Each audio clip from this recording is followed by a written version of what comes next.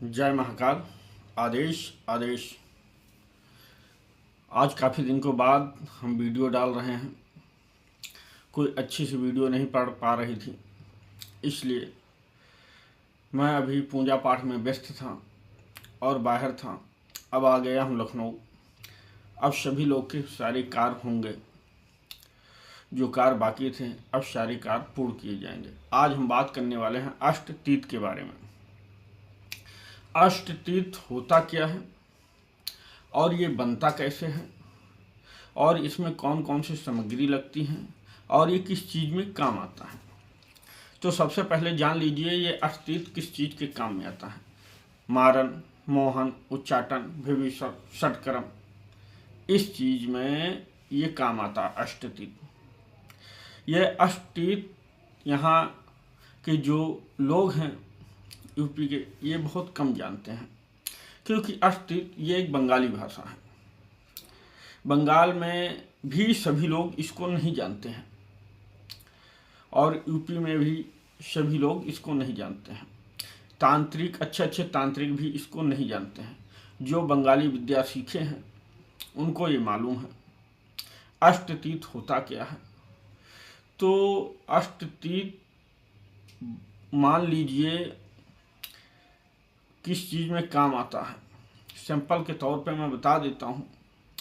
अगर बंगाल में आप खोजने निकल जाएंगे अष्टतीर्थ, कोई नाम सुन लेगा तो आपसे बहुत सतर्क हो जाएगा, बहुत सचेत।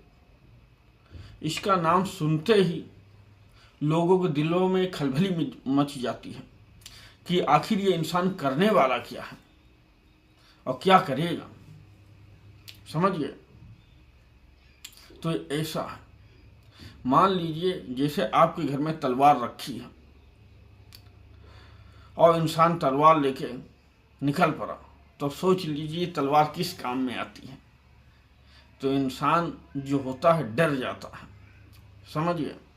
जिसको मालूम है अष्टतीर्थ होता क्या है उसको तो पता है, जिसको पता ही नहीं अष्टतीर्थ होता क्या है तो क्या जानेगा। चलिए कोई बात नहीं, आज हम अष्टतीर्थ आपको बनाना भी पूरा सिखा देंगे, अष्टतीर्थ बनता कैसे है। अगर वीडियो अच्छा लगे तो लाइक करें, शेयर करें, कमेंट करें। हमारे चैनल पर पहली बार है तो चैनल को सब्सक्राइब करें। आइए जानते हैं अष्टतीर्थ बनता कैसे है। तो अष्टतीर्थ बनाने के लिए कुछ सामग्रियाँ लगती हैं। इसमें 10 प्रकार की सामग्रियाँ आपको ज़रूरत पड़ती हैं, समझ गए। तो अष्टतीर्थ बनाने के लिए बंगाल में इसका विशेष चलन है। अष्टतीर्थ, करेला, मान लीजिए जिस प्रकार करेला होता है कड़वा, उसी प्रकार की सामग्री इसमें लगती है, क्योंकि जहर जहर को ही मारता है। एक तीत भी होता है, इसी को तीत भी बोलते हैं, अष्टतीर्थ भी बोलते हैं, और ये 2 किस्म का बनता है, समझ गए। 2 किस्म का बनता है। अब आप जानते होंगे कि करेला कितना कड़वा होता है। जो इंसान खाता नहीं है अगर वो खा ले तो पलटी कर मारता है। तो इसको बनाना कैसे, इसको आपको काट लेना है, सिलबट में पीस लेना है या किसी चीज़ से ओखली में खूंद लेना है, और इसमें पानी आपको जरा से भी नहीं डालना है, ठीक है। और खूंदने के बाद इसकी चटनी बनाने के बाद आपको एक सूती कपड़ा लेना है और इसको सूती कपड़े से छान लेना है, समझ गए। बढ़िया रख के सूती कपड़े में पोटली बना के देखे निचोड़ देना है ऐसे। जब निचोड़ दोगे तो आपका रस निकल जाएगा। और अब इसको एक बोतल में रख लेना है या बोतल में ही डायरेक्ट निचोड़ दें। अब आप लोग दिमाग लगाइए कि इसमें 10 सामग्री लगती कौन कौन सी है? अब आपका दिमाग काम नहीं कर रहा होगा। करेला जैसा कड़वा, तो इसमें दूसरा लगता है नीम की पत्ती। आप कहोगे वाह गुरुजी, आपने तो एकदम सरल से बता दिया। क्योंकि जिसको पता है वो बनाता है, उसको मालूम रहता है कौन कौन सी सामग्री लगती है, और जो कोई कभी नाम ही नहीं सुना तो उसे क्या पता। तो मैं आज उजागर कर रहा हूं, आप सभी को पता चल जाएगा। ये बहुत गुप्त रहस्य है, कोई इसके बारे में बताता ही नहीं। आज जो मैं यूट्यूब पर पब्लिश कर रहा हूं आप लोगों के लिए। तो नीम की पत्ती तोड़ लेना है, बहुत सारी तोड़ के, अगर गंदा है तो धो लेंगे। जैसे गंदा का मतलब जैसे रोड के किनारे पौधा है, तो धूल जब उड़ती है तो पत्ते गंदे हो जाते हैं, तो उसको पानी से धो लेंगे, साफ कर लेंगे, रख देंगे थोड़ा। और पत्ती इसमें जो है सूखी पत्ती आपको बिल्कुल इस्तेमाल नहीं करनी है। पकी पत्ती बिल्कुल इस्तेमाल नहीं करनी, जो पीली हो जाए उनको भी नहीं इस्तेमाल करनी है। पेवर हरी पत्ती इस्तेमाल करनी है आपको। हरी पत्ती ले लेंगे, ला के छिरोल लेंगे। छिरोड़ने के बाद इसको सिलबट्टा लेंगे, सिलबट्टा में पीस लेंगे। याद रखें, पानी जरा से भी नहीं डालना है आपको। पेवर ओरिजिनल आपको निकालना है, पेवर ओरिजिनल, पेवर ओरिजिनल आप निकाल लेंगे। इसको पीस लेंगे। पीसने के बाद ये आप चटनी बना लेंगे। अब आपकी चटनी तैयार हो गई है खाने के लिए। और दूसरी बात, इसको सूती कपड़ा लेंगे, अच्छे से दबा दबा के, जितनी ताकत आप में हो, ऐसा मत दबाए कि कपड़ा ही फट जाए। दबा दबा के इसका रस आपको निकाल लेना है। रस उसी बोतल में डाल लेना है। अब ये रस मिल जाए तो इसको किसी लकड़ी से आपको हिलाते भी रहना है, समझिए। तीसरी चीज, इसको लकड़ी से हिलाते भी रहना है। हिलाने के बाद अब लगेगा भटवास, समझिए। आप सोचेंगे आप लोग भटवास क्या है। अगर आप लोग का कमेंट आएगा तो मैं पौधा भी दिखा दूंगा किस प्रकार होता है। और भटवास का एक फायदा और है, नामर्द इंसान मर्द बन जाता है, समझिए। अभी बता रहा था तो हमें याद आ गया। तो और इससे पुष्प नक्षत्र में लाने से बीज स्तंभन भी होता है, समझिए। अब भटवास की पत्ती लेना है, इसी प्रकार इसके पुष्प सफेद होते हैं, पत्ता चौड़ा चौड़ा होता है, जितना बड़ा बरगद का पत्ता होता है ऐसे इतना बड़ा ही होता है लमसम, मगर इसका लंबा होता है, उसका थोड़ा गोलपन में, और लंबा उसका भी होता है मगर गोलपन में होता है, ये जान लीजिए। अगर आप लोग वीडियो को लाइक करेंगे, कमेंट करेंगे, तब मैं भटवास भी दिखा दूंगा। इसमें जो सामग्री समझ में नहीं आएगी, आप कहेंगे तो मैं उसकी फ़ोटो खींच कर अपलोड कर दूंगा, आप लोग देख लेंगे, और उसमें मैं नाम भी लिख दूंगा किस चीज़ कैसे काम करती है। तो इसको पत्ती को तोड़ लाना है, क्योंकि ये रोटों के किनारे भी मिल जाता है। लाने के बाद इसको साफ कर लेना है, और बढ़िया इसकी भी चटनी बनाकर उसी प्रकार इसको निचोड़ लेना है, समझ गए। अब ये 3 हो गए। अब चौथा लगने वाला है इसमें एलोवेरा जेल, समझ गए। Aloe vera gel. अब एलोवेरा जेल को कैसे इस्तेमाल करेंगे। एक चाकू लेना है, एलोवेरा को काट लेना है और दोनों साइड से पहले छील देना है। फिर ऊपर की परत चाकू से निकाल लेंगे आराम से, ठीक है। फिर बीच में देखेंगे उसमें सफ़ेद सफ़ेद गूदा होगा, ठीक है। जो सफ़ेद सफ़ेद गूदा है उसको निकाल लेंगे। निकालने के बाद या हाथ से या ओखली में उसको मसल देंगे ऐसे। जब मसलते देंगे तो पानी जैसे हो जाएगा, पानी पूरा बन जाएगा। अभी उसको ऐसे ही नहीं डाल देना कि पानी हो गया डाल दें, तो पानी आपको ऐसे नहीं डालना, उसको भी सूती कपड़ा से छानना होगा, समझ गए। जब सूती कपड़ा से आप उसको छानेंगे, छानने के बाद उसी में मिला लेंगे, ठीक है। मिलाने के बाद उसको डंडी से हिलाते रहना है, समझ गए। डंडी से आपको हिलाते रहना है। हिलाने के बाद इसमें जो कचरा निकलेगा उसको बाहर फेंक देंगे, समझ गए। और इसमें एक चिरैता यूज होता है।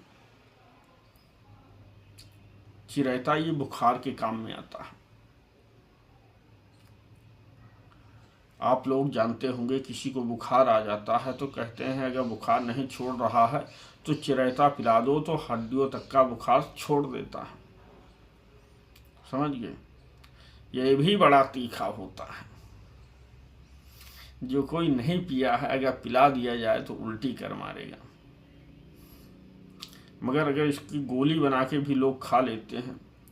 और इसी का एक चिरैता के अलावा एक पौधा और होता है, वो भी बुखार में इतना लाजवाब काम करता है। उसको पीस के अगर 3 दिन पी लिया जाए तो हड्डी तक बुखार छोड़ देता है।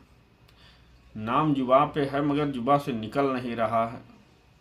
मैं आपको फोटो दिखा दूंगा, अवश्य कभी अपलोड कर दूंगा।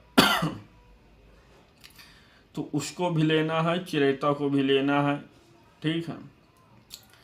चिरैता का उसी प्रकार पत्ती, इसकी पत्तियाँ छोटी होती हैं, ठीक है। पुष्प हल्का बैंगनी कलर में होता है। और कहीं इसको भी उसी प्रकार तोड़ लेना है, तोड़ के साफ कर लेना है, और पीस लेना है, चटनी बनाकर उसी प्रकार छान लेना है। और अब लगेगा आपको केसर, जाफरान। अब सोचेंगे केसर और जाफरान, केसर और जाफरान में अंतर क्या है, समझ गए। ये दोनों एक ही चीज है मगर इंसान भटक जाता है। क्योंकि बंगाली भाषा से आज मैं हिंदी भाषा में सबको बता रहा हूं अस्तित्व होता क्या है और अस्तित्व बनता कैसे है। पूरा यूट्यूब वीडियो छान मारना, जितने यूट्यूब पे हैं आज की तारीख नोट करके देख लेना किस तारीख का हमारा वीडियो पड़ रहा है, समझ गए। आपको समझ में आ जाएगा। तारीख की डेट भी मैं नीचे लिख दूंगा।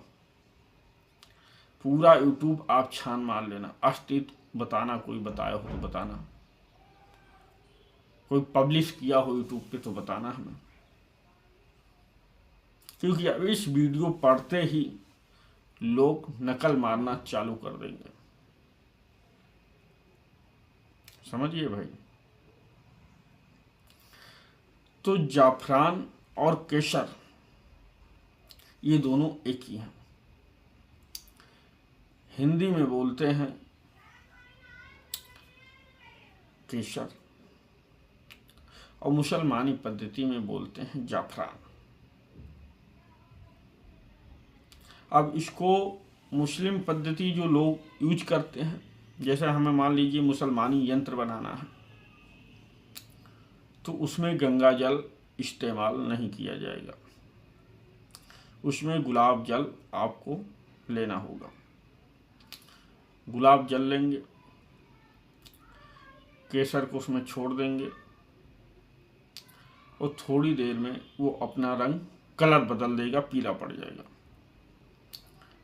रख देंगे घंटे 2 घंटे के लिए, जब छोड़ देगा तो उसको आप ले लेंगे, उसको भी इसी स्याही में मिला लेना है, ठीक है।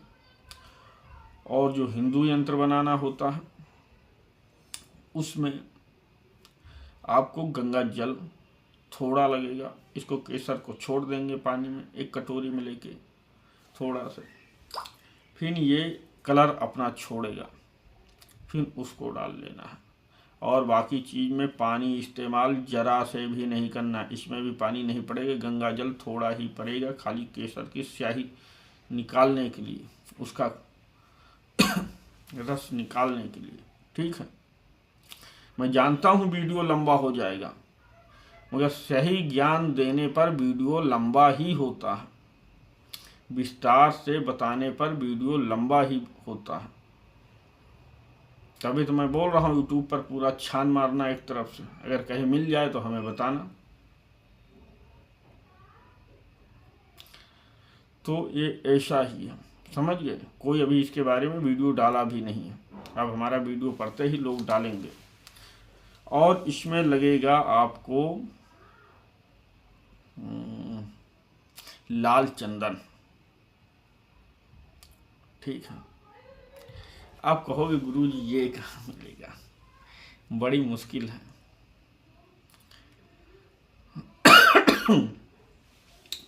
तो लाल चंदन की लकड़ी आती है, ठीक है, पाउडर भी आता है, और जहाँ पेड़ है वहाँ क्या कहने की बात है। जहाँ पौधा नहीं है तो लाल चंदन की आपको लकड़ी ले लेना है,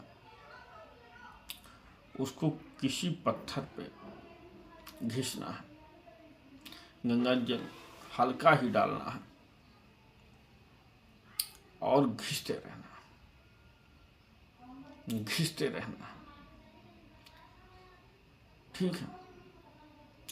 इसको घिसने के बाद निकाल लेना है और निकाल के छान लेना है, उसी में डाल देना है, ठीक। अब इसको सबको एक लकड़ी से चलाते रहना, हिला लेना। ये स्याही आपके 1-2 साल बढ़िया काम करती है, 3 साल तक, जब तक का आपकी स्याही खराब ना हो। ये स्याही फेंकना मत। और ये स्याही से आप कर क्या सकते हैं, मारन कर सकते हैं, उच्चाटन कर सकते हैं, विभूषण कर सकते हैं, षटकर्म कर सकते हैं। इतनी कामों के लिए ये अस्तित्व बनाया ही जाता है, समझिए। कुछ चीज में शमशान का कोयला भी लगता है, कि जलती चिता रहती है, शमशान का कोयला साइड में पड़ा रहता है, कई जगह तो ढेर लगा होता है, कई जगह सब गंगा जी के किनारे है तो गंगा जी में तैरा दिए, नदी के किनारे है तो नदी में तैरा दिए, समझिए।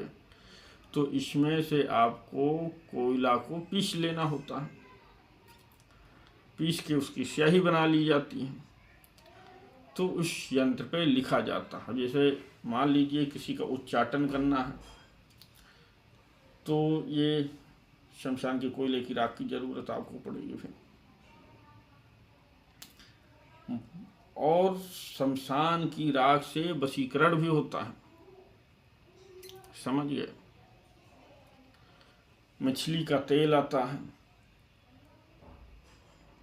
समझिए, इससे भी वशीकरण होता है। वशीकरण करने के तो बहुत सारे राज हैं, मगर जो अस्तित्व के बारे में हम बता रहे हैं, अस्तित्व, ये सब स्याही इकट्ठा कर लो, फिर इसको बनाओ याद रखो, पानी नहीं डालना है आपको, पेवर ओरिजिनल चीज होनी चाहिए, तब दवा के काम करती है।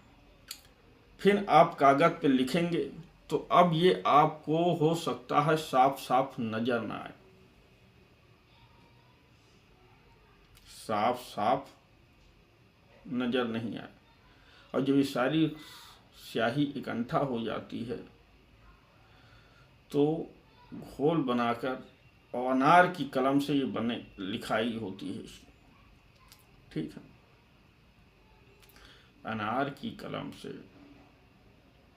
इसको लिखा जाता है। इससे बहुत सारे कार्य होते हैं। अस्तित्व इंसान तभी बनाता है जब किसी दुश्मन को घाट उतारना हो।